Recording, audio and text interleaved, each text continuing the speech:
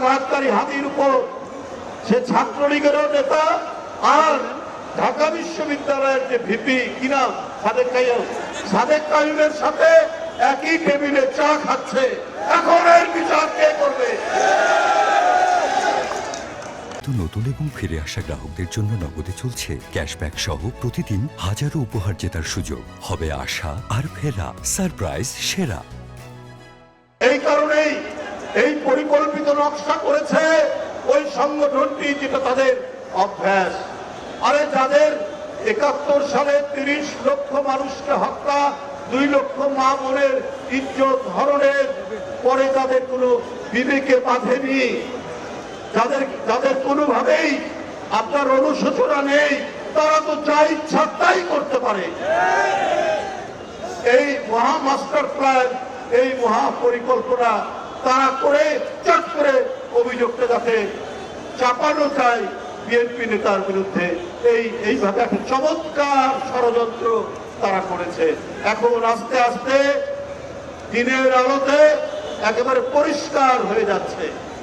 বন্ধুরা আমার, গেছেন কালকে দেখতে, সাথে সাথে আমার সাথে কথা হয়েছে উনার, আমার সাথে আপনাদের কথা হচ্ছে, আপনারা কি করছেন?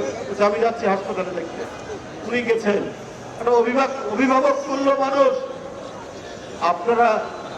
আমরা লড়াই করলাম ডেমোক্রেসির জন্য, আর প্রতিষ্ঠা ৫ই আগস্টের পরে আপনারা প্রতিষ্ঠা করলেন মবক্রেসি, মব কালচার তৈরি করলেন। মবক্রেসির ভালো বাংলা হচ্ছে উশৃঙ্খল জনতাতন্ত্র। এই উশৃঙ্খল জনতাতন্ত্র দিয়ে আপনি সুশাসন, আপনি ন্যায় বিচার এবং গণতান্ত্রিক সমাজ কায়েম করতে পারবেন না, যেটা তারা করছে।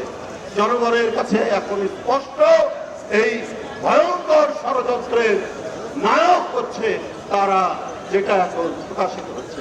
বক্তব্য দীর্ঘায়িত করবো না। আমি হাদির উপর আঘাতকারী করা যেই হোক, জনগণ চিনে ফেলেছে, প্রশাসন চিনে ফেলেছে। আমরা তাদের দৃষ্টান্তমূলক তদন্ত করে দৃষ্টান্তমূলক শাস্তি আমরা দেখতে চাই। বন্ধুরা আমার, আজকে হাদির উপর আক্রমণের জন্য জাতীয়তাবাদী দল ঢাকা মহানগর দক্ষিণ সুষ্ঠু তদন্ত করে বিচারের দাবিতে দুষ্কৃতিকারীদের যে আজকে যে বিক্ষোভ মিছিল এখন করতে যাবে, আমি সেই বিক্ষোভ মিছিল অত্যন্ত সুশৃঙ্খলভাবে করার অনুরোধ জানিয়ে আমার বক্তব্য শেষ করছি। ধন্যবাদ সবাই।